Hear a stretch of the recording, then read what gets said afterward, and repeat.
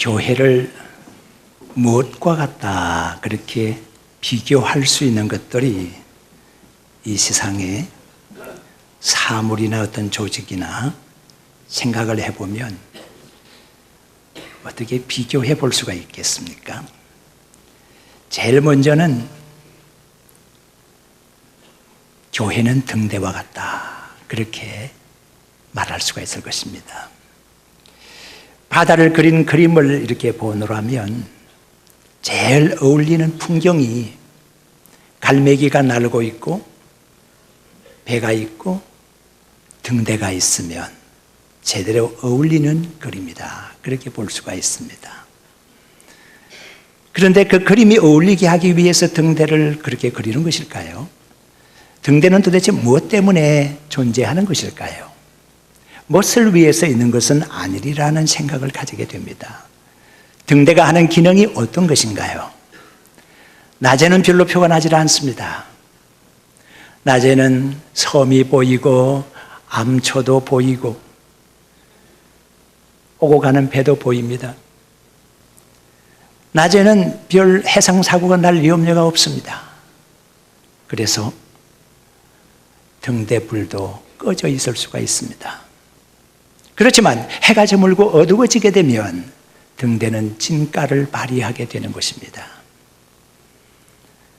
등대불을 발견하게 되면 배들은 자기 위치를 알게 되는 것입니다. 아, 등대가 저기 있으니까 내가 위치가 어디쯤이라고 하는 것을 알게 되는 것이겠죠. 너무 캄캄하기 때문에 좌우를 분간할 수가 없게 됐는데 등대불을 보게 되면 아, 항구가 이제 가깝구나 하는 생각을 가지게 되면서 항해사는 안심을 하게 되고 기쁨이 찾아오게 되는 것입니다. 특히 해무가 끼어 있게 되면 그리고 등대 불빛이 희미하게 안 보일 때도 있습니다. 너무 안개가 지쳤어요. 그럴 때 등대에서는 높고 길고 특유한 소리가 배들을 유도하기 시작합니다. 그러니까 등대에는 불빛만 나가는 것이 아니라 소리도 있다 그렇게 볼 수가 있습니다. 교회는 이 세상을 향하여 어두워져 있는 이 세상을 향하여 등대와 같은 기능을 감당하고 있거니와 주님이 주시는 밝은 빛과 주님이 주시는 말씀으로 세상을 하나님께로 이끌어간다 그렇게 말할 수가 있을 것입니다. 동시에 교회는 신호등과 같다 그렇게 볼 수가 있습니다.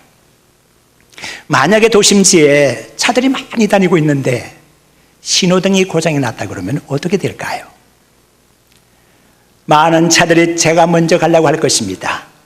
다들 급하니까요. 급해서 차를 탄 사람들이 많이 있을 것이고 정보화의 시대 속에서 빨리 가는 것, 속도가 최고의 가치로 인정받는 시대 속에서 직진하는 자들은 계속해서 직진하려고 할 것입니다. 좌회전하는 자들은 계속해서 좌회전하게 될 것이고 꼬리를 물고 계속하게 될 것입니다. 유턴하는 자들은 자기 알아서 유턴을 하게 될 것입니다. 사고 나기가 아주 쉽습니다. 신호등이 이 모든 것들을 조종하는 것입니다. 속도도 조종하는 것입니다. 교회는 이 시대가 어떠함을 가르쳐주고 있습니다. 목적을 잃고 있고 목표를 상실한 사람들을 향해서 바르게 가라고 지시를 하는 것입니다.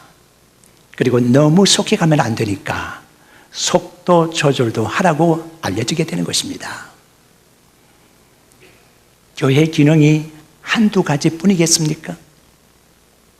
교회는 또한 생명의 강과 같은 역할을 하는 것입니다.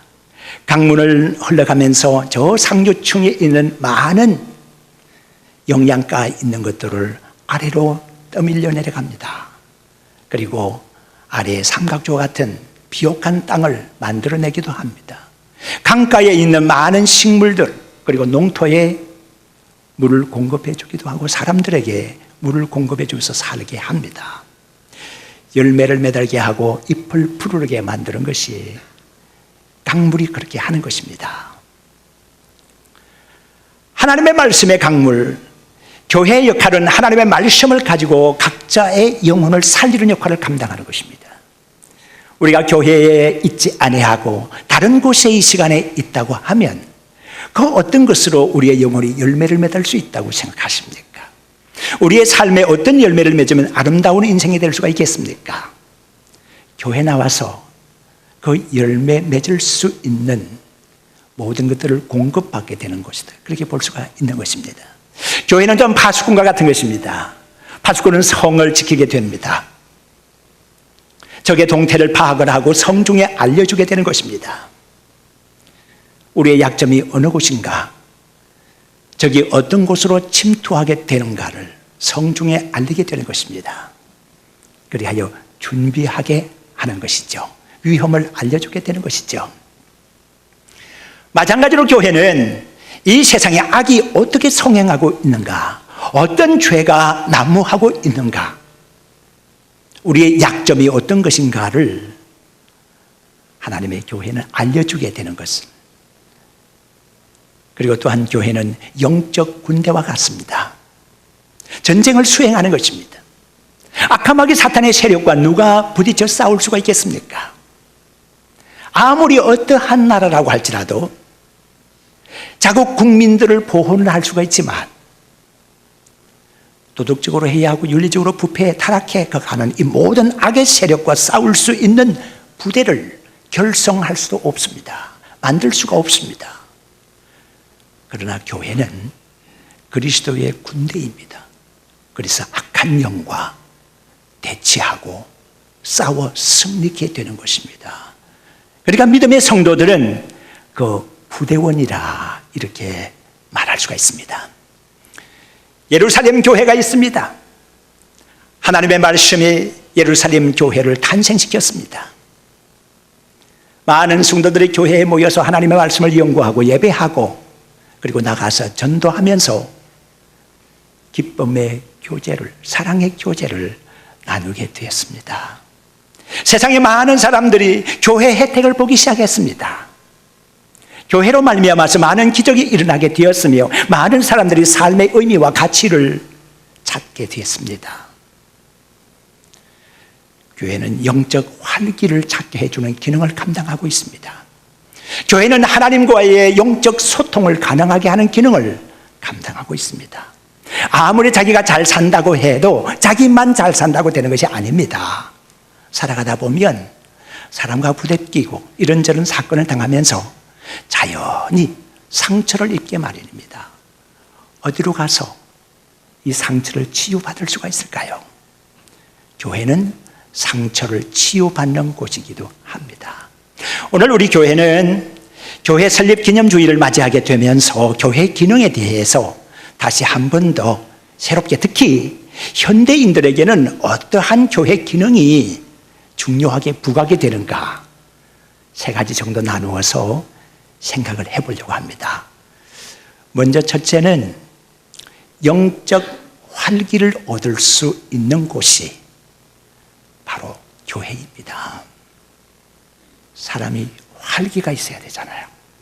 마찬가지로 우리의 삶에 활력을 불어넣어주는, 영혼의 활력을 불어넣어주는 곳이 어딘가 하면 바로 교회라고 하는 곳입니다. 교회는 우리 영혼에 활력을 주는 곳입니다.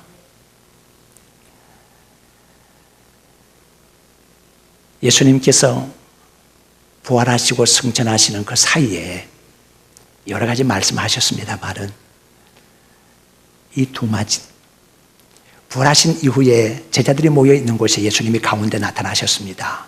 그리고 숨을 내쉬시면서 하시는 말씀이 성령을 받으라, 그렇게 말씀하셨어요. 성령을 받으라 그렇게 말씀하시면서 또 그 이어서 주시는 말씀이 너희들이 누구의 죄든지 사하면 사하여질 것이고 그대로 두면 그대로 있으리라, 그렇게 말씀해 주셨어요. 요한복음 20장 22절 23절에 기록된 말씀이잖아요. 성령을 받으라고 말씀하시고 난 다음에 죄에 대하여 언급하고 있거니와 이 죄에 대한 언급은 죄를 다스릴 수 있는 권능을 의미하는 거예요. 죄를 사하면 사해지고 그대로 두면 그대로 있다는 거예요. 좀 비교해 볼 말씀이 있습니다.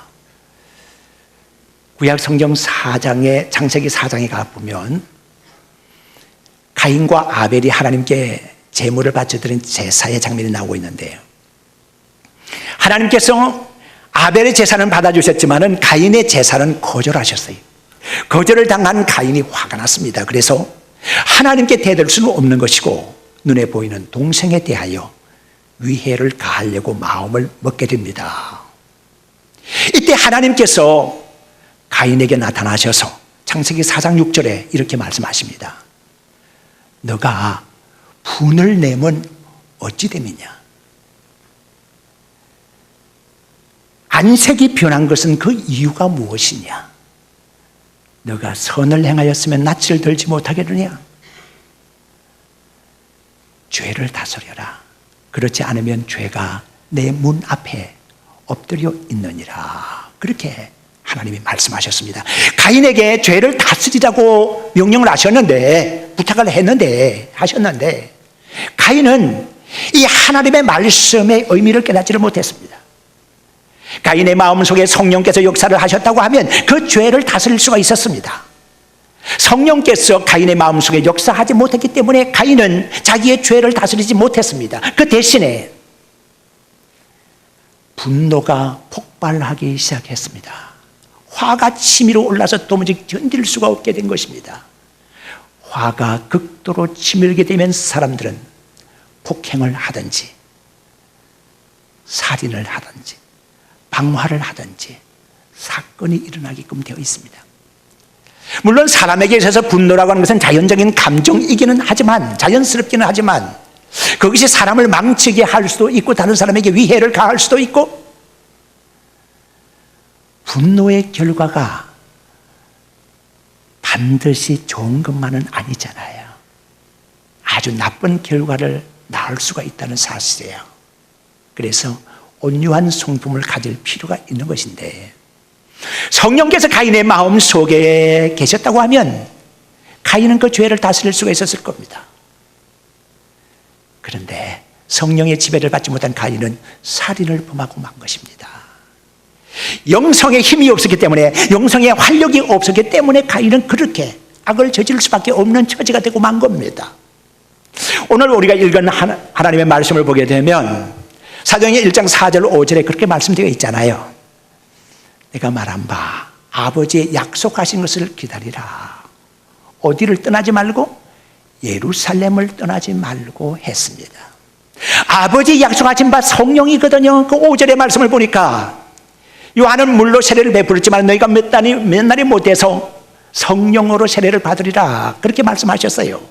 아버지의 약속하신 것은 성령인데 그 성령을 받기 위해서 예루살렘을 떠나지 말라고 했어요. 성령은 받아야 되잖아요. 성령 받지 못하면 권능이 없는 걸.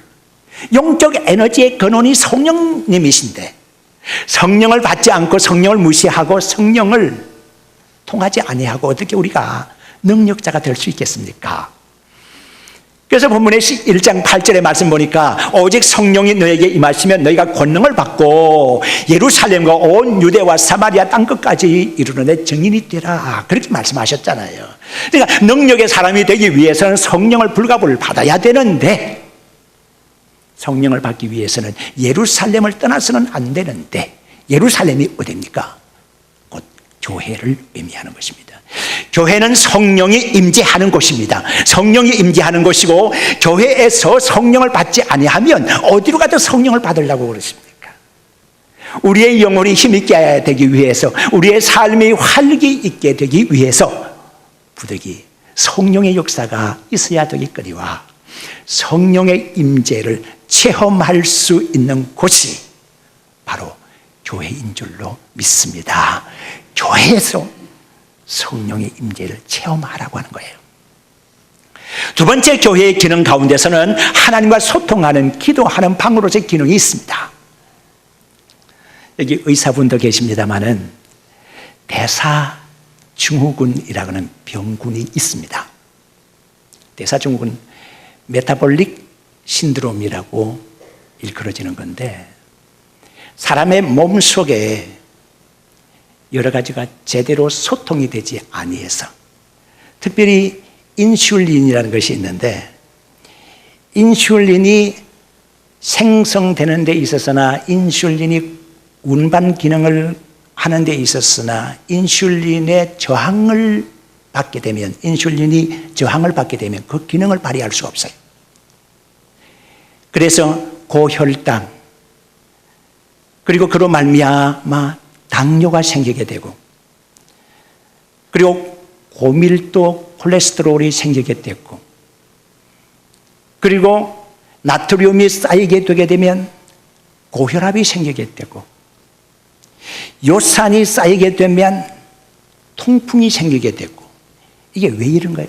몸속에 소통이 제대로 되지 않기 때문에 일어나는 현상이에요.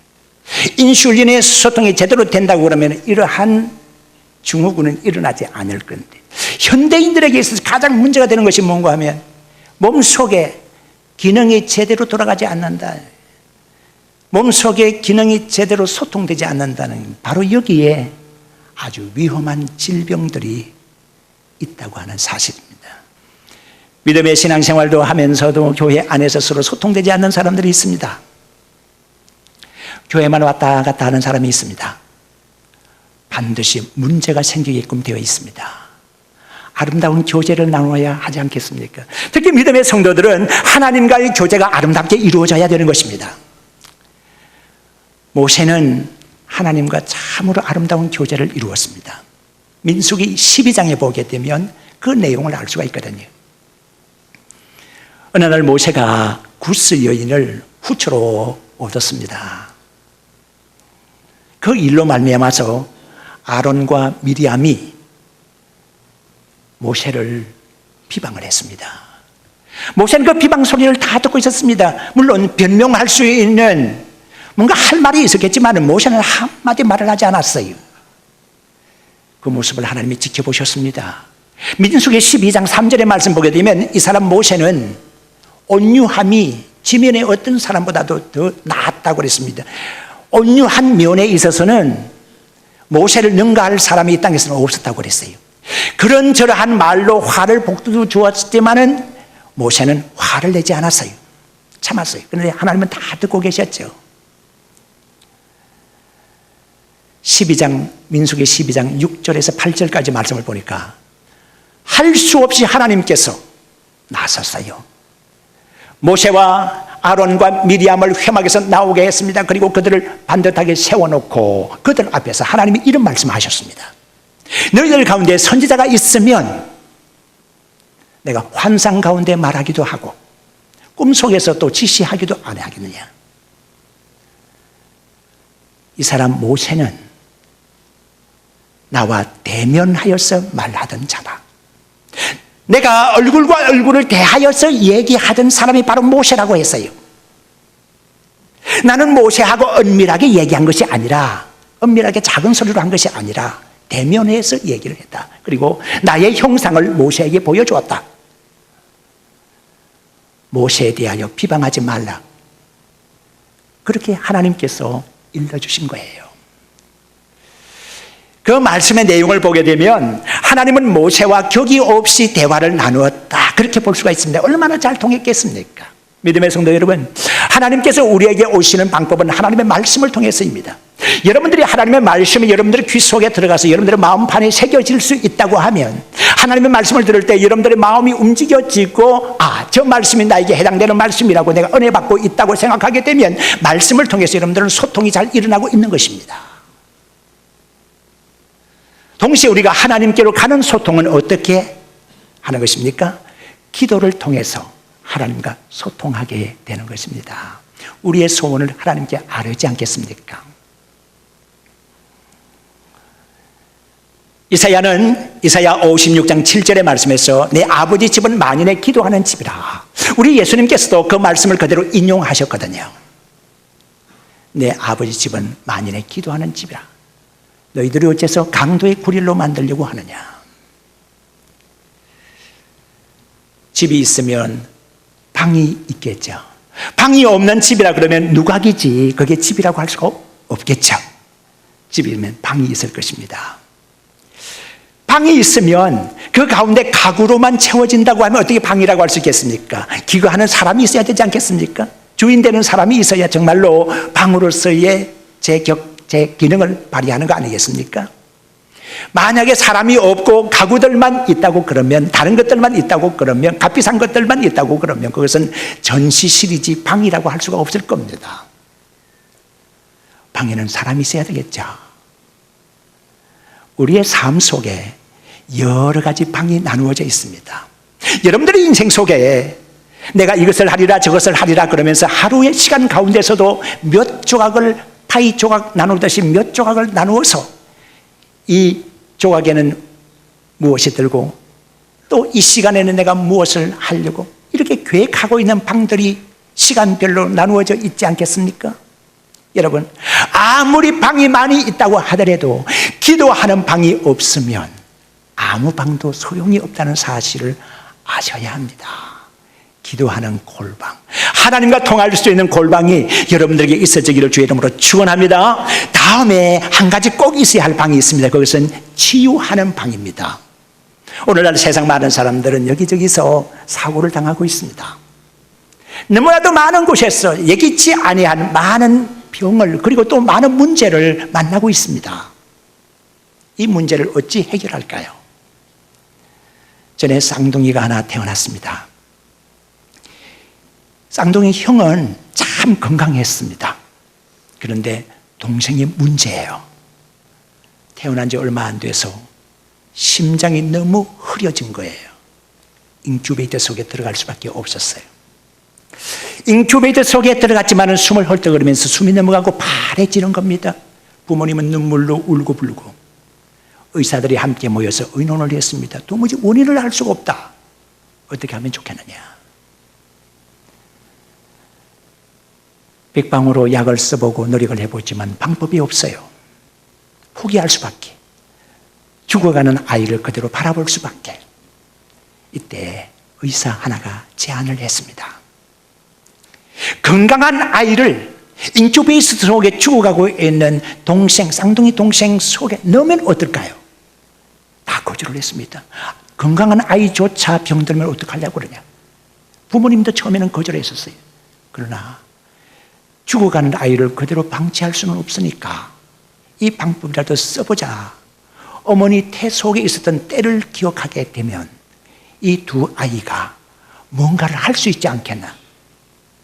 그렇게 해서 건강한 아이를 인큐베이터 속에 넣어 보았더니 놀라운 일이 일어나게 됐습니다. 건강한 형 쌍둥이가 병들어 죽어가고 있는 동생을 꼭 껴안는 겁니다. 이게 웬일입니까? 파래지고 죽어가던 아이가 점차 회복되기 시작했습니다. 기적 같은 일이 일어났습니다.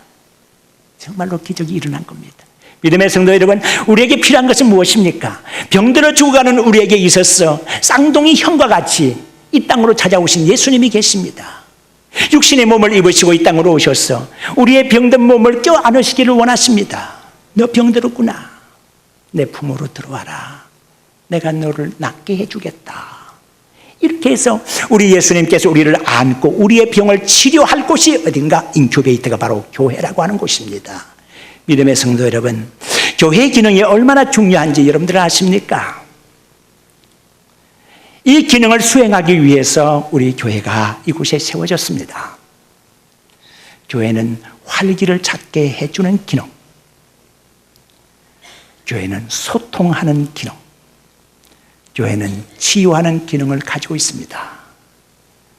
교회 안에서 활기를 얻으시고 하나님과 형제들과 잘 소통하시고 모든 병을 치유받으시기를 주의 이름으로 축원합니다.